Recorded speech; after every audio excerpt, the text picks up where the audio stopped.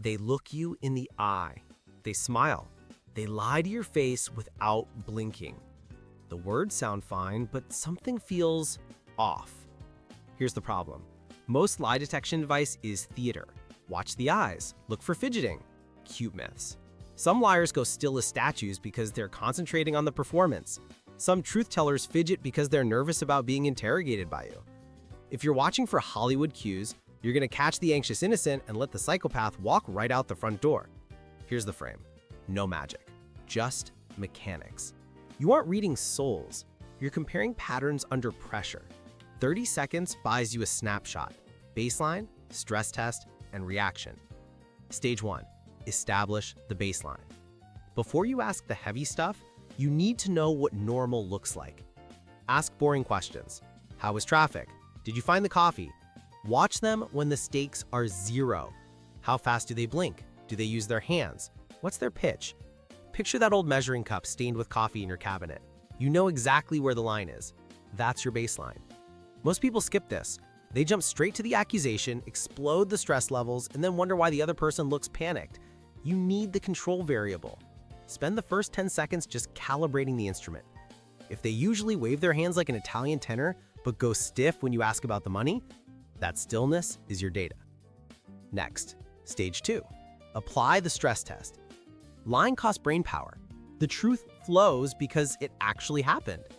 A lie has to be constructed, maintained, and cross-referenced against what you already know. That's heavy lifting for the brain.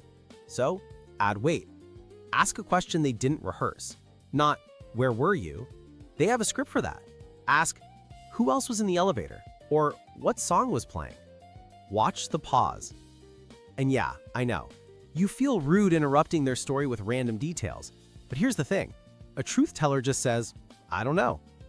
A liar freezes because they have to check if that detail contradicts the fake story they just invented.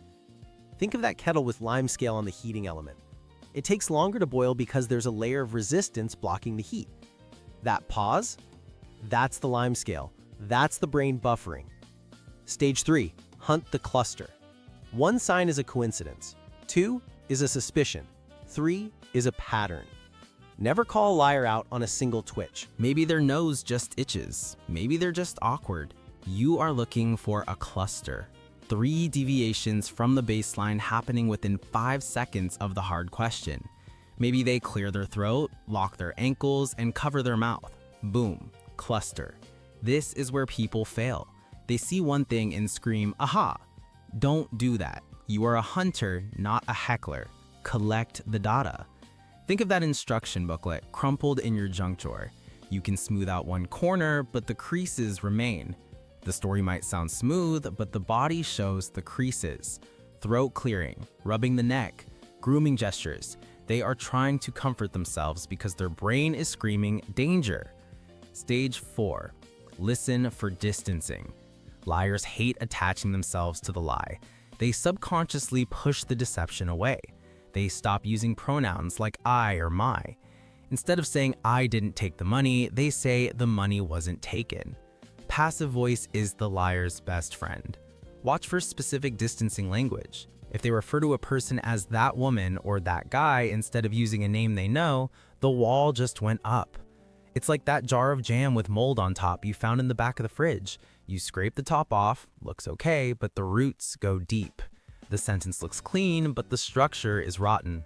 And here's the fun part.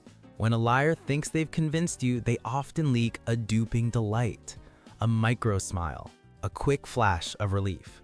When you pretend to buy the lie, watch their face. If they look smug for a split second, you just got your confirmation.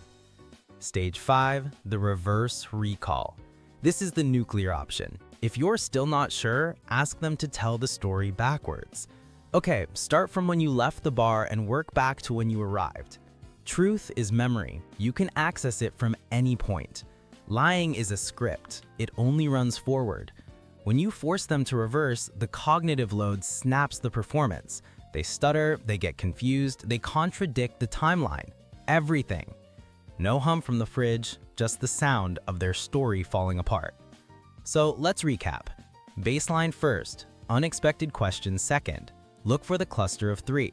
Listen for distancing.